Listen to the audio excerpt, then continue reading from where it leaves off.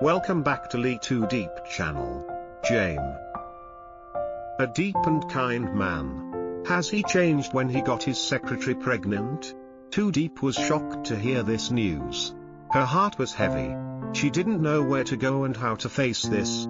Today let's follow this story. Diep sat quietly in the dim room. The soft light from the window casting long, melancholy shadows across the desk. Her laptop was open in front of her, humming gently. But her thoughts were far away. Outside, the rustling of the wind through the trees sounded almost like a whisper, as if nature itself was trying to calm the storm inside her. In her mind echoed the voice of her mother, constantly asking about her future, about love, marriage, stability. Every time those questions came, Diep would feel something uneasy rising in her chest.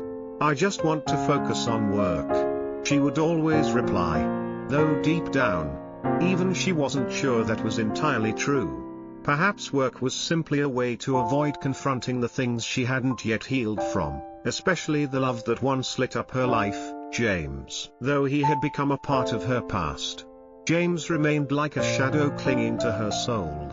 She didn't know if she still loved him or if she was just holding on to memories that refused to fade. Amid this emotional fog, Tung became her quiet anchor.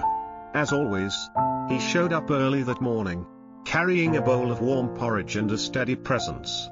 He didn't speak much, but every small gesture from him brought a gentle reassurance.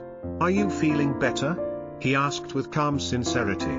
Diep nodded slightly, unable to put her gratitude into words. In Tung's quiet care, she found a sense of peace that contrasted sharply with the inner turmoil she still carried because of James. Then the call came. The name on the screen stopped her heart. James. His voice, low and strained, asked to meet. When she arrived at his office, the atmosphere was thick with tension. James paced nervously, then turned to her with eyes full of hesitation. "I didn't know how to tell you," he said, his voice cracking. "But, the secretary, she's pregnant." The words hit Diep like a thunderclap. Her world spun. Her chest tightened. She stood still, the betrayal sinking into her bones. There were no questions, no accusations, just the silent, heavy decision to turn and walk away. Her steps echoing through the hollow corridors behind her. Back home, Diep collapsed into her chair. Tung was there.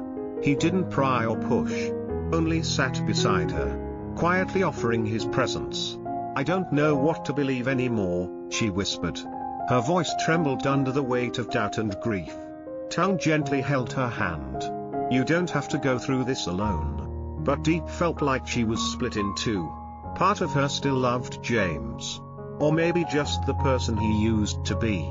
The other part was wounded, uncertain, and weary. Tung looked at her with eyes full of quiet strength. "If staying with James only brings you pain, maybe it's time to let go." She had heard that before, but from Tung, it struck differently. It felt like truth. A few days later, Diep stood in front of James's house. Her finger hovered over the doorbell, paralyzed by the weight of memory. She remembered the warmth of his hugs, the promises they once made, the laughter in that very home. But now those memories clashed with the painful image of his betrayal. She couldn't bring herself to ring. And then, as if guided by fate, Tung appeared behind her, silent and understanding. "You don't have to do this," he said softly. "You don't owe him anything." Diep turned to face him, her heart breaking. A tear slid down her cheek, but she didn't bother to wipe it away.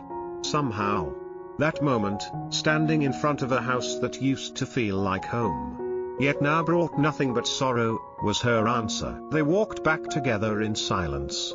Each step felt heavy, yet full of clarity. With every footfall, she moved a little farther from the man who had once held her heart, and a little closer to a future she had not yet dared to imagine. Tung walked beside her, steady and calm, his presence like a quiet river in the middle of a storm. She didn't need to explain herself to him. He simply understood. When they reached her house, She paused and looked at the familiar doorway. Everything was the same. Yet nothing was. "I don't know what comes next," she whispered, her voice shaking. "But I know this, I have to choose for myself. I can't keep living in the shadow of the past." Tung nodded, his gaze steady. "That's all any of us can do, choose what makes us whole." Diep stepped inside, leaving behind the memories that had weighed her down for so long. She didn't have all the answers. But for the first time in a long time, she felt at peace. Maybe it wasn't about finding the perfect ending, or being sure of every decision. Maybe the first step toward healing was simply learning to trust yourself. As she closed the door behind her, she murmured, barely audible, "Sometimes the greatest freedom comes from letting go."